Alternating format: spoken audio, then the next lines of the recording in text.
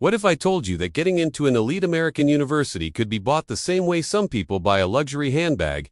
Not by working hard in school, not even by making a huge legal donation with your name on a library. I am talking about a hidden side door where a fixer could turn an ordinary applicant into a recruited athlete on paper, and even boost test scores without the kid ever cracking a prep book. That happened for years. And when the FBI kicked in the front door, the whole thing exploded into what you now know as the college admissions scandal. Welcome back. This is Ivy League Lies for Sale. On this channel, we follow people, money, and scams, and how power moves through quiet systems until they blow up in public. Drop your dream school in the comments right now. I want to see where you are aiming and how this story hits you. Quick note before we go deeper. Everything in this video comes from public court filings, testimony, and reporting by journalists who covered the cases closely. I am simplifying some legal details so we can focus on the big picture. If you want a deep dive into the documents, let me know, and I can do a follow-up. Let me set the scene. March 2019, early morning raids across the United States. Federal agents show up at celebrity homes, at hedge fund mansions, and at the offices of college coaches. Prosecutors call the case Operation Varsity Blues. The allegation, a nationwide scheme to cheat on standardized tests and to bribe college coaches so wealthy families could buy admission slots for their kids at name-brand schools. At the center, you find one man, Rick Singer. He called himself an independent college counselor. Families called him when they were anxious about getting their kids into top schools. Singer developed a sales pitch built around 3 doors. The front door, your kid applies like everyone else and takes their chances. The back door, you give the school such a massive legal donation that maybe one day it helps your kid. Think $10 million in a building with your family name. The side door, pay Singer a fraction of that, and he quietly arranges a guaranteed slot by gaming parts of the system. Nobody outside the inner circle understands.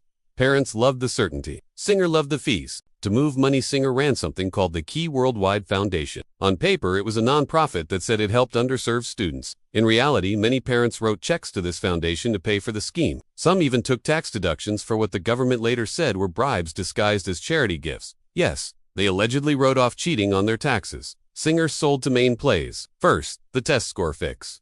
Second, the fake athletic recruit. Sometimes families bought both. Here's how the test move worked. A parent paid Singer. Singer arranged for the student to take the SAT or act at a test center he controlled through a bribed proctor. Often this happened after the family got the student certified for extra time based on a learning difference. Extra time meant the kid could test alone or on a special schedule, which made it easier to swap locations. Once the student took the test, a corrupt test administrator or a stand-in test taker corrected wrong answers or took the whole exam. Scores jumped hundreds of points. Fees for this kind of help ran from around $15,000 to about $75,000 depending on what was needed. Now the bigger money, the fake athlete recruit. Many elite universities reserve a number of admission spots for athletes recommended by their coaches. Being tagged as a recruit can move an applicant from maybe to almost certainly in. Singer bribed coaches in sports that do not get primetime attention: sailing, crew, water polo, tennis, soccer. He would create a fake athletic profile for the student. Sometimes he used stock photos, sometimes he staged pictures of a kid on a rowing machine. The coach would tell admissions this student was needed on the roster. Admissions trusted coaches.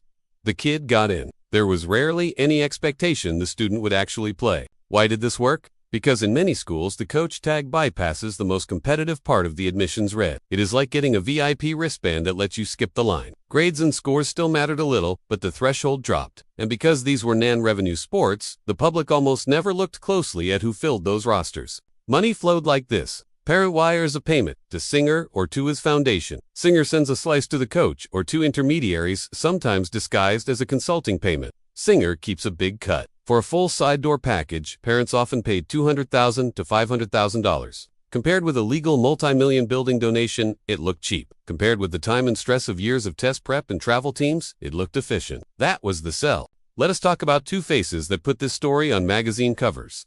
Felicity Huffman. Prosecutors said she paid about $15,000 to boost her daughter's SAT score through the test cheating route. She pled guilty. She was sentenced to 2 weeks in prison and served a little less than that behind bars. Loughlin and her husband Mossy generally were accused of paying $500,000 to have their 2 daughters presented as crew recruits to the University of Southern California. They eventually pled guilty. Loughlin served 2 months in prison.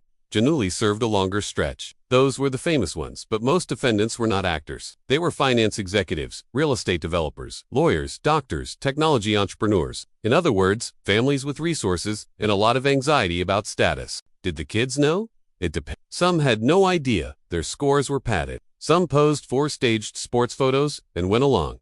A few traded emails that made the strategy obvious. In some families, the parents drove the cheating. In others, the student leaned into it. The scandal exposed how family dynamics, ambition, and fear can twist around college admissions until people cross lines they never thought they would cross. How did universities miss this? Admissions offices process tens of thousands of applications. When a coach says, "I want this recruit," the file often gets an automatic boost. Many of the targeted sports do not attract big media crowds, so a fake recruit can slide through. Also, schools love high participation numbers because they project a well-rounded campus culture. That trust was the weakness Singer exploited. When the case went public, fallout hit fast. More than 50 people were charged across multiple waves. Many pled guilty. Some fought in court.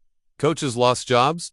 Families paid fines. A few students had admissions offers. Universities reviewed how they verify recruits. Testing agencies tightened security around special testing sites. The IRS looked at those so-called charitable deductions. For months, the case dominated news cycles and late-night jokes. But the reason we are still talking about it is bigger than celebrity headlines. The scandal forced people to ask whether the entire admissions system already favors wealth, even when nobody breaks a law. Think about legacy preference when children of alumni get a boost. Think about early decision, which tends to reward students who do not need to compare financial aid offers. Think about test prep industries that cost thousands. At what point does legal advantage feel morally like cheating? If a building donation nudges an applicant, is that fundamentally different from a bribe?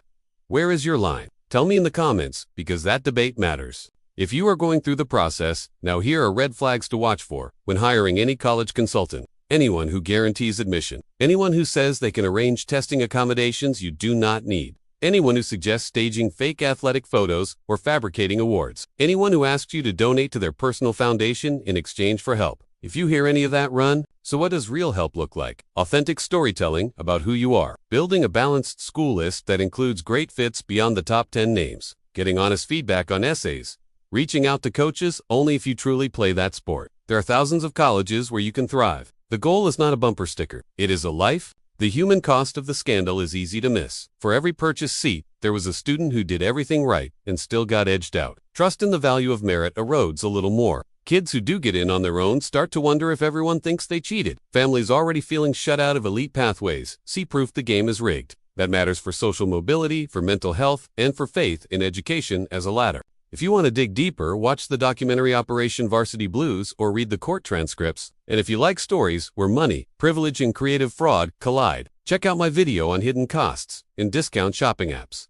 It is wild. Hit like, subscribe, share this with someone stressing about college. The more light we shine on how the system really works, the harder it is for the next side door to stay hidden. Thanks for watching.